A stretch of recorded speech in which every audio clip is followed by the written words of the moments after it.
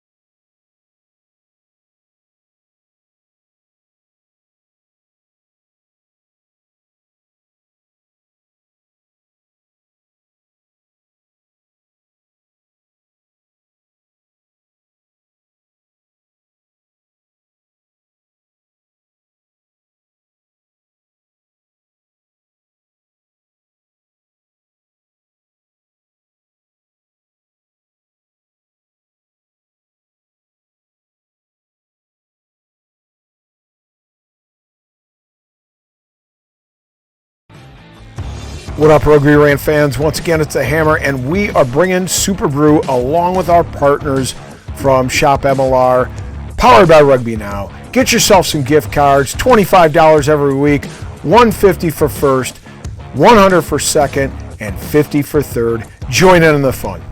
And Rob, why don't you start us off with your around the pitch topic first? Oh yeah, well, I'm going to go a little outside the United States, well, a lot outside the United States, to be frank. But something of significant note, there's actually international rugby going on right now, aside from the Six Nations, which is pretty cool. For those of you that are following, the Rugby European Men's Championship is taking place in this last weekend. Belgium, in a shocker, defeated Portugal 10-6. Why is it a shocker? Well, of course, Belgium is not known as a rugby powerhouse. Portugal actually qualified. If I'm not mistaken, I think they backed their way in via Spain into the World Cup in 2023. And so the fact that a World Cup team was narrowly defeated by Belgium was a bit of a surprise, but it is pretty cool to see. So if you didn't get enough Six Nations Championship, check out the Rugby European Men's Championship too. Hey, it's good. This is why we do around the pitch. It's not just North American. We want to give you guys a little bit of some spice there. So with my around the pitch topic is kind of quasi, outside of North America, but really has to do with a North American player. Friend of the show, one of the earliest interviews we had was with USA Eagles player Tess Fury. The BBC just did a whole special on Tess Fury and her journey as a nurse and a rugby player. Right now she's with Leicester Tigers on the women's team. She's the starting fullback. And we're going to post there'll be a link here at the bottom of our description here. So you guys can go and check that out. And believe it or not, in 2020, ESPN actually did a whole series on Tess and her mother. Her mother, big in the New York, New Jersey rugby scene. Tess fighting COVID, in the ERs, playing rugby at the time for New York Rugby Club women's team, the WPL. And actually, they talked about her and her mother saving a life on the pitch. So shout out Tess. I'm glad the BBC is picking this up and showing what the North American girls are doing, not only on the pitch for rugby, but also outside of it.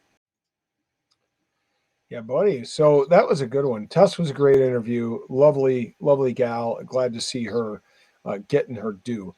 I'm going to move along to something a little closer to home than my last one, and that is going to be right here in the United States with the MLR. And this just came across today. NOLA Gold owner Tim Falcon just announced what is going to be called the Golden Guild. It's an official team fan group for the NOLA Gold. And from what I understand, it's designed to unite fans to support the team, the NOLA Gold, and the sport of rugby. Is an initiative for the sustainable growth of rugby in Louisiana and, by extension, the success of the NOLA Gold.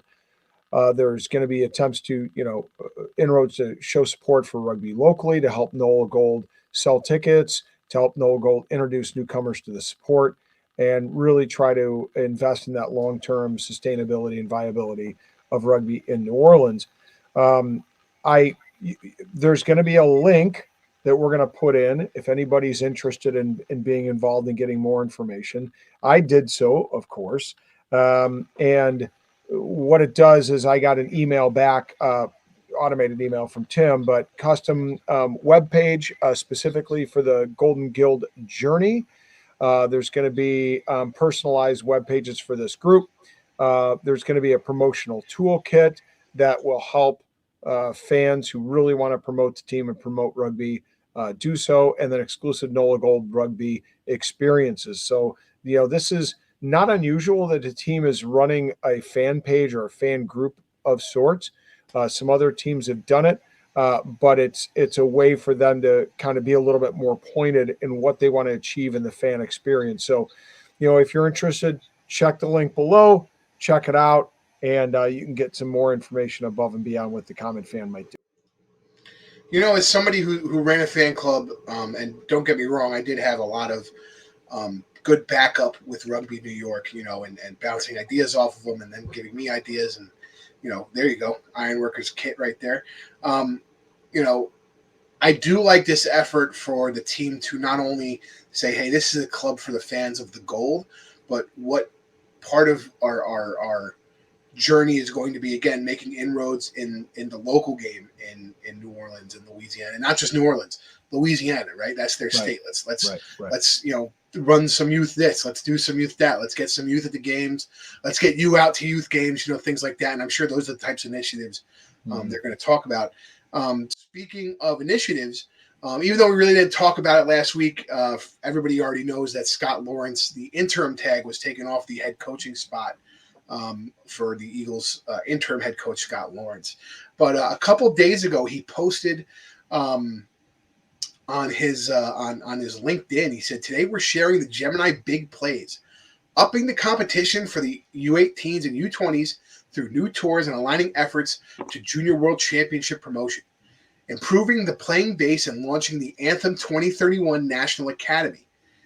We will continue to engage holistically with our Eagles, their coaches, and organizations, and potentially having Eagles 365 days a year in an integrated professional pathway," with this nice little graphic that Rob's going to show you here. And it's just interesting that, this is an initiative he's already talking about. He's already implemented. We obviously know Anthem is in the MLR, and part of the reason Anthem is in the MLR is to have a more succinct, I would call it, professional pathway, to say the Anthem team is looking at these young players specifically. And there's been some backlash because there's been some players, international players on the team.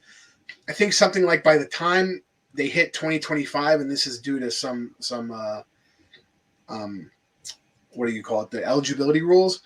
30 out of the 38 players are USA eligible, so I don't know what people are bitching about. So yeah. It's just interesting that was something that people were complaining about. But again, Scott Lawrence putting it out on his LinkedIn. It's called the Gemini Big Plays. It's the pathway from U18s to the Eagles to the World Cup. Yeah, it's go ahead, Rob. Yeah, it's obviously it's why I've been a big fan of Scott's for a long time. He clearly has a vision for what he wants to accomplish and how he wants to accomplish it. He understands that what we've heard a lot of the players saying for the last couple of years is one of the biggest challenges for the United States, the Eagles, both in the men's and women's side, is consistently getting a high number of touches in games and opportunities to play and work together, not just in camp, but in real live, test matches. It's one of the things the United States was particularly starved of during the COVID shutdown. I think that was the objective with the Anthem, and the Anthem obviously fit into this this Project Gemini. So expect big things from Scott, but it's long-term sustainable development. It's not something that we're going to get automatic results from, in the next 6 months or even year. It's a sustainable project that's going to lead us to 2031. So, and real quick, I think Gemini being the name of this is something for those of you that may not understand. Project Gemini was like the second project to have human space flight, for NASA. We're talking about the first project was Mercury, and then they went to Gemini, which really was where we made those steps to then do the Apollo missions to get us to the moon. I think that's where we are in USA Rugby right now. We're in that Gemini phase. We already have the base. The base is all the guys who came before. So what do we need to do to tweak everything to get the program where it needs to be? And interestingly, many of you may not know this, but Project Mercury was actually, when Scott took over the team, one of his first initiatives with the Eagles. So he's very fond of using this idea of achieving the unachievable, right? Of going someplace that we haven't gone before, that's connected with the space race and our endeavors to get to the moon and beyond. So look for big things, like I said. I want to take a moment real quick while we've got fans' attention. Don't forget that we have the MLR season coming up, and of course, with that, we have a commitment to Super Brew. As always, the last 2 seasons, we have had a Super Brew competition, and just like last year, our partners at Rugby Now, who power Shop MLR, have committed themselves to joining in on this effort and giving you an opportunity to win some great prizes and earn yourself some swag. So what do we know? Just like last year, thanks again to our partners at Rugby Now, who power Shop MLR. Every week, all 18 of the weeks of the regular season, one of you can win a $25 gift card. And the beauty of this is, even if you're one of those people that forgets to update your Super Brew during a given week, you can still come back around the next week and win that individual week and earn yourself a $25 gift card. But for those, and I know there are a number of you out there, of course, we're talking about you, Wilkie. Hopefully you don't go away.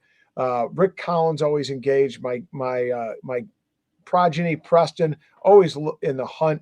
And of course, his roommate or former roommate, Reese, they love to be in it each week so they can get an opportunity to win a $150 gift card. That's right, the grand prize, $150 gift card. That'll buy you a jersey and maybe some shorts or a hat or something like that. And second place gets a $100 gift card, and third place gets themselves a $50 gift card. So great opportunity to win some prizes. Again, brought to you by Rugby Now and Shop MLR. Thank you to them, and you guys as fans get to be the beneficiaries. Look for details coming out soon in the Rugby Podcast Facebook page, as well as the MLR Fan Zone. And anybody that played in previous years, you're going to get an invitation in your email. So check it out. Don't hesitate. Get on board and get yourself some swag. That's great. And real quick, let's talk about our wow, I can't talk today. It's one of those days, mush everybody. Mouth. Yeah, mush mouth. Woo, Fat Albert style. Our topic for today, there was an article in stuff.co.nz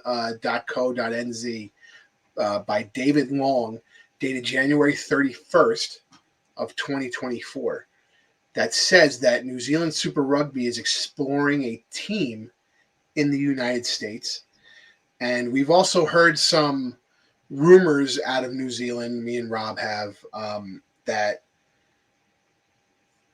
Super Rugby wants to relocate Moana Pacifica maybe, or start a new franchise. And they talked about San Diego. There was some details in those rumors that don't necessarily jive, but it's an interesting concept and something we want to talk about. And we'll get right to that after a word from our sponsors. When we pick up the ball, we also pick up a legacy. A legacy that stretches beyond your current team. A legacy built on the backs of those who came before you with hard work. And for those who will come after you, we promise it won't be easy. But we'll be there, supporting you on and off the field.